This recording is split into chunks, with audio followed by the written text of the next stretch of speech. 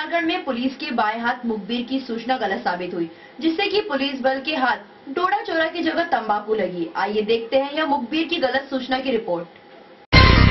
यह जो आप ट्रक देख रहे हैं, जरा गौर से देखिए इसे। डोडा चोरा मंदसौर का काला सोना।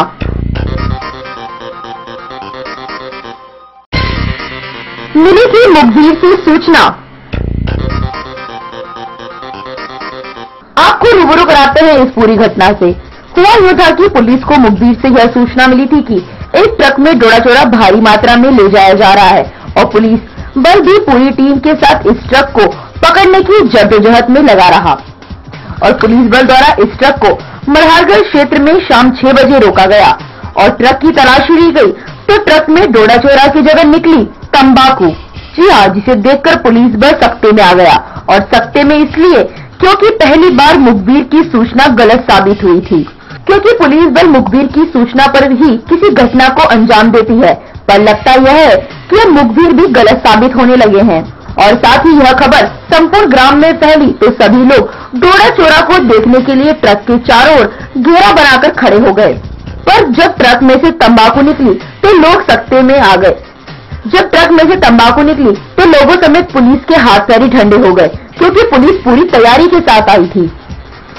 अब इस पूरे घटनाक्रम से पुलिस के मुखबिर की सूचना जहां गलत साबित हुई, वहीं पुलिस की भी कमियां नजर आई। यदि इस तरह ही पुलिस बल कार्य करती रही तो सही लोग पकड़े जाएंगे और गलत लोग रफू चक्कर हो जाएंगे।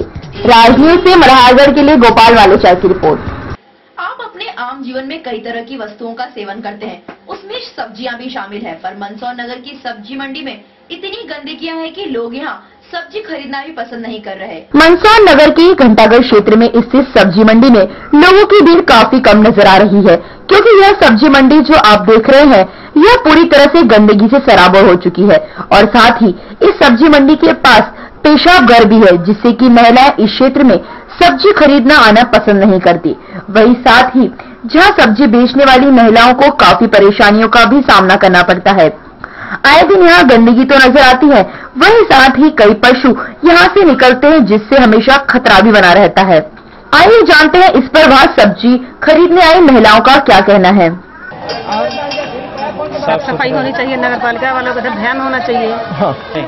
नहीं आते हैं, उधर ही से ले लेते हैं। हाँ। दिक्कत होती है यहाँ आने में। तो क्या कारण, मेन कारण क्या है इसका कि मतलब आप लोग यहाँ पर नहीं आते सब्जी खरीदने?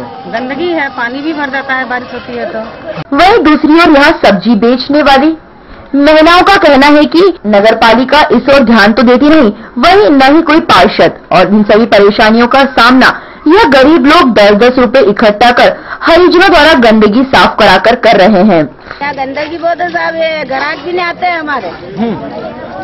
बहुत गंदगी है यहाँ पे, नगर पालिका कोई साफ नहीं करे ये गंदगी। ये झाड़ू काट लेते हैं यहाँ से, चौक का तो झाड़ू काटे। हाँ, बड़े बड़े लोग आए बन निकल जाए वो तो।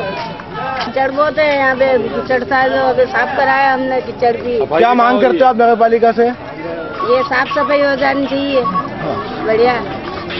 पेशाब घर की तकलीफ है और पेशाब घर में ये सारे गंदीवाड़ा है और यहाँ बिल्कुल लेडीज आती है वहाँ से सब्जी खरीदने लगी, वहीं से बाथरूम में मुंह लगा के आती है और ये बिल्कुल है ना सफाई नहीं होती है और बिल्कुल अंदर गंदीवाड़ा। पेशाब करने जाए तो बात है, लेडीज उधर से आए उधर ही निकल जाती है और इधर से उधर निकल जाती। ये कचरा हमने 210 रुपए देके न फेंकवाया।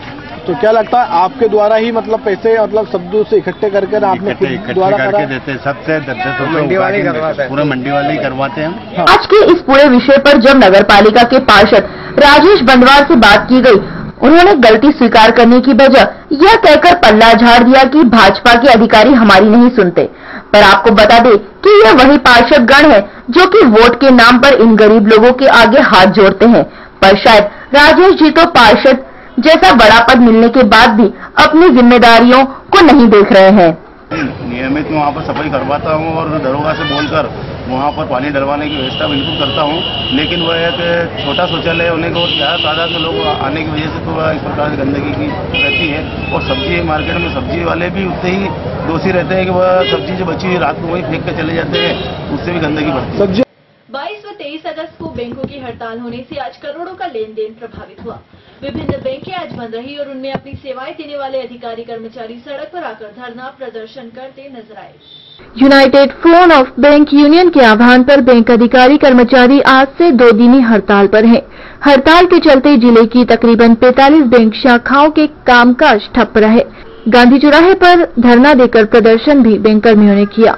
22 और 23 अगस्त की हड़ताल में 9 यूनियनों की भागीदारी है। इसमें जिले के तकरीबन 300 अधिकारी व कर्मचारी शामिल है।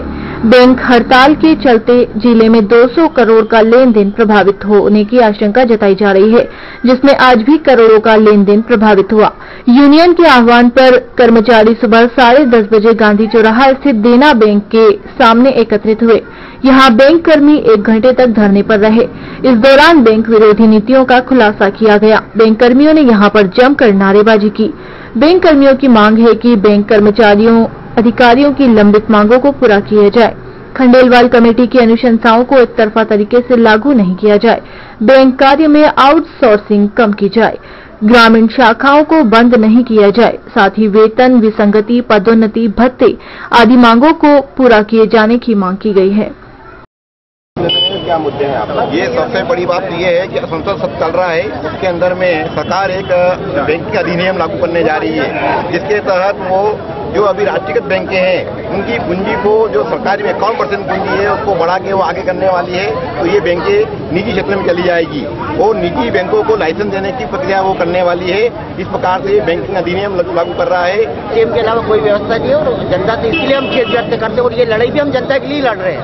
एटीएम की सेवाएं कब तक चालू रहेंगी? एटीएम की सेवाएं कब तक देंगे आप? हो सकता है कि वो आज शाम तक चले, जब तक फंड रहेगा जब तक उसको पेमेंट जब तक अवेलेबल एटीएम चलेंगे, उसके बाद एटीएम भी बंद हो जाएंगे। जनता से हमारी गुजारिश है कि वो हमें सहयोग प्रदान करें। हमारी हड़ताल पब्लिक यही समझती है कि तनख्वाह को लेकर, तनख्वाह को बढ़ाने के लेकर होगी, परंतु हमारी हड़ताल, अधिकांश हड़ताल है जनहित में और जनता के हित में ही होती आई है। ब्यूरो रिपोर्ट, राज न्यूज।